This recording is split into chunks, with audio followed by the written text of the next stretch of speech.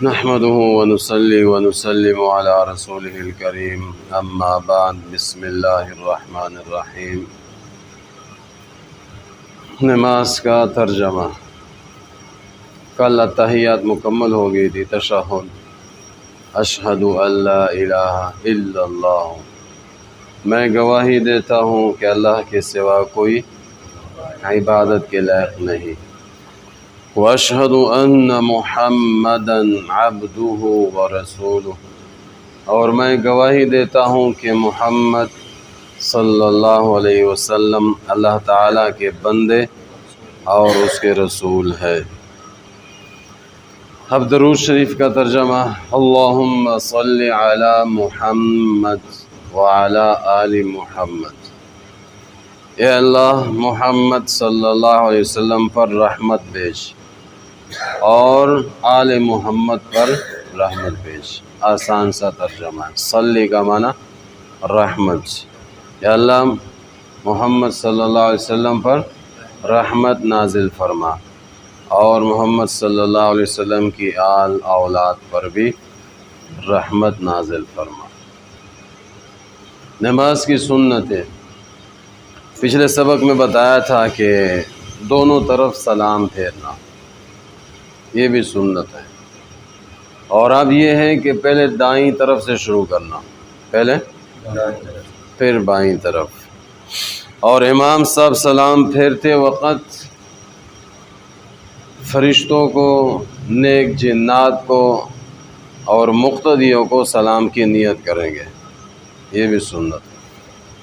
اور مقتدی جب سلام پھیریں گے تو وہ امام کو، فرشتوں کو، نیک جنات کو، دائیں طرف کے مقتدی، بائیں طرف کے مقتدیوں کو سلام کی نیت کریں گے۔ کیسی پیاری عبادت ہے میرے بھائیوں، کیسی پیاری دعائیں ہیں اس میں، کیسے اللہ رب العالمین کی توحید ہے اس کے اندر، کہ جب ہم سلام پھیر رہے ہیں تو اس میں فرشتوں پر بھی سلام ہم بھیج رہے ہیں، نیک جنات پر بھی ہم سلام بھیج رہے ہیں، مقتدیوں کے اوپر بھی، دائیں بائیں نماز پڑھنے والوں کو بھی سلام نماز کے اندر، یا اللہ اس پر بھی۔ یہ جب سلام پھیرتے ہیں نا تو یہ نیت کر لیا کریں، تو یہ نیت کرنا بھی کیا ہے بھائی؟ سنت ہے۔ جب بھی ہم سلام پھیریں تو اس بات کا خاص خیال رکھیں۔ بڑے بڑے گناہ پچھلے سبق میں بتایا تھا، جوا کھیلنا یہ بڑا اور کبیرہ گناہ ہے، اور آج یہ کہ ظلم کرنا یہ بھی بڑا اور کبیرہ گناہ ہے۔ ہمارے ہاں ظالم اسی کو سمجھا جاتا ہے جو کسی کے اوپر کیا کرے؟ تشدد کرے، اس کو ہم کہتے ہیں کہ یہ بڑا ظالم آدمی ہے، ظلم کرنا۔ حالانکہ ظلم کا مفہوم بڑا وسیع ہے۔ قرآن مجید میں اللہ نے فرمایا ان الشرک لظلم عظیم، شرک یہ ظلم عظیم، یہ بڑا ظلم ہے۔ والکافرون هم الظالمون، اللہ نے قرآن میں دوسری جگہ فرمایا کہ کفر کرنے والے بھی کیا ہے؟ بڑے ظلم ہیں، ظالم ہیں۔ ومن اظلم ممن منع مساجد اللہ، فرمایا اللہ کی مسجد، اللہ کے گھروں سے، اللہ کے ذکر سے روکنے والا، اس سے بڑا ظالم کون ہو سکتا ہے؟ اس کو بھی ظالم قرآن نے کہا ہے۔ اسی طرح میرے معزز سامعین، جو نماز نہیں پڑھتے، روزے نہیں رکھتے، اللہ کے حکموں کو پورا نہیں کرتے، قرآن میں اللہ نے فرمایا کہ یہ بھی ظالم ہیں۔ یہ بھی کیا ہے؟ اپنے اوپر ظلم کر رہا ہے، اپنے آنکھوں کے سامنے دوسروں پر تشدد ظلم ہو، ظلم نظر آتا ہے، لیکن اپنے اوپر ظلم یہ نظر نہیں آ رہا ہے۔ نماز نہیں پڑھ رہا ہے، نہ پڑھنے کی وجہ سے اب یہ اس کا جسم وجود جہنم کی آگ میں جلے گا۔ اب بتاؤ گے یہ اپنے اوپر ظلم کر رہا ہے نہیں کر رہا ہے؟ بتاؤ یہ ظالم ہے یا نہیں ہے؟ تو یہ ظلم کرنا بھی کیا ہے؟ گناہ ہے۔ کسی کے اوپر زیادتی نہ ہو، کسی کے اوپر تشدد نہ ہو۔ حدیث پاک میں کیا آتا ہے؟ من سلم المسلمون من لسانہ ویدہ، المسلم، کہ مسلم تم میں سے وہ ہے جو جس کی زبان اور ہاتھ سے دوسرا مسلمان محفوظ رہے، یہ مسلمان۔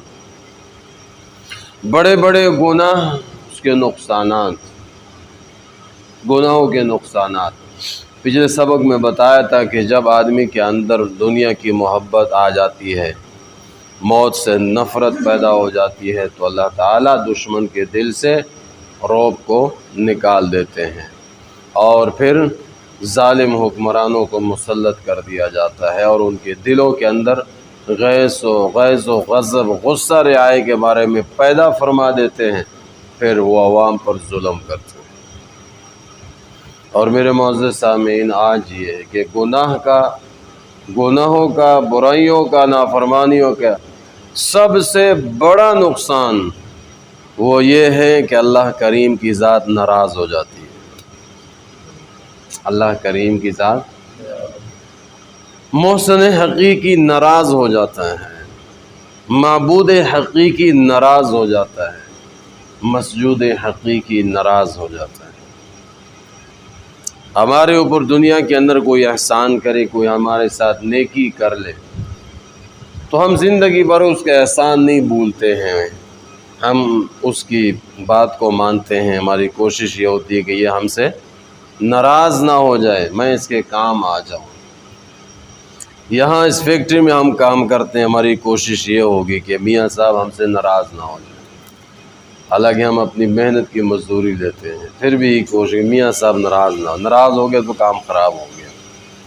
وہ مالک الملک، وہ خالق کائنات، بادشاہوں کا بادشاہ، جس نے ان گنت نعمتیں ہمیں عطا فرمائی ہے، وَإِن تَعُدُّوا نِعْمَةَ اللَّهِ لَا تُحْصُوهَا، فرمایا تم اللہ کی نعمتوں کو شمار کرنا چاہو، شمار ہی نہیں کر سکتے۔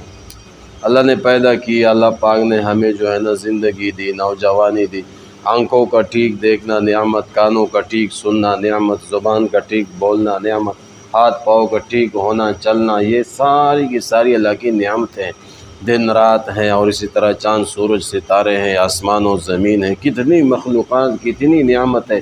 سانس کا ٹھیک لے لینا، روٹی کھا لینا، اپنا گھر کا ہو جانا، بیوی بچوں کا ہو جانا ٹھیک، یہ کتنی نعمت ہے اللہ رب العالمین کے میرے بھائیوں۔ پھر کھانے پینے کی کتنی مختلف چیزیں اللہ پاک صبح سے شام تک کھلا رہا ہے، دے رہا ہے، اور پھر بھی ہم اس رب کو ناراض کر بیٹھے، پھر بھی ہم اس کی نافرمانی کریں، پھر بھی ہم اس کو بھول جائیں۔ ہم کتنے ناقدرے ہیں، کتنے ناقدرے ہیں، اللہ کی نعمتوں کو بھول جاتے ہیں، اللہ کو ہم بھول جاتے ہیں، ایسی کریم ذات کو ہم بھول جاتے ہیں کہ وہ ہمیں کسی حال میں نہیں بھولتا۔ ہم اس کی نافرمانیاں کرتے ہیں، اس کے حکموں کو توڑتے ہیں، بغاوت کرتے ہیں، اللہ پھر بھی روٹی دیتا ہے۔ اور یہاں ملازم 2 دن چھٹی کر لے، 4 دن چھٹی کر لے، مالک کی بات نہ مانے، ڈیوٹی ٹھیک نہ کرے، مالک کا چھٹی کرا دیتا ہے، چلو بھائی یہاں سے چلے جاؤ، کوئی اور جگہ تلاش کرو، تم ہمارے کام کے نہیں ہو۔ اس کریم ذات کی مہربانی دیکھیے، زندگی ہم نے غفلت میں گزار دی، نافرمانیوں گناہوں میں گزار دی، اور رب پھر بھی ہمیں روٹی دے رہا ہے، رزق دے رہا ہے، وہ پھر بھی ہمیں نہیں بھولا۔ تو سب سے بڑا نقصان گناہوں کا کیا ہے؟ اللہ رب العالمین ناراض ہو جاتے ہیں، اللہ کو ناراض نہیں کرنا چاہیے۔ اور نیکیوں کے فوائد میں کیا بتایا تھا پچھلے سبق میں کہ سورہ بقرہ کی آخری 2 آیتیں پڑھنے سے تہجد پڑھنے کے برابر اجر و ثواب ملتا ہے، آمن الرسول سے آخر تک۔ اور آج یہ نیکیوں کا، نیک اعمال کا سب سے بڑا فائدہ وہ یہ ہے کہ اللہ رب العالمین راضی ہو جاتے ہیں۔ سبحان، گناہوں کا سب سے بڑا نقصان اللہ ناراض ہو جاتے ہیں، اور نیکیوں کا سب سے بڑا فائدہ اللہ راضی ہو جاتے ہیں۔ گناہوں سے اپنے آپ کو بچاؤ تاکہ اللہ ہم سے ناراض نہ ہو جائے، نیک اعمال کرو تاکہ اللہ ہم سے کیا ہو جائے۔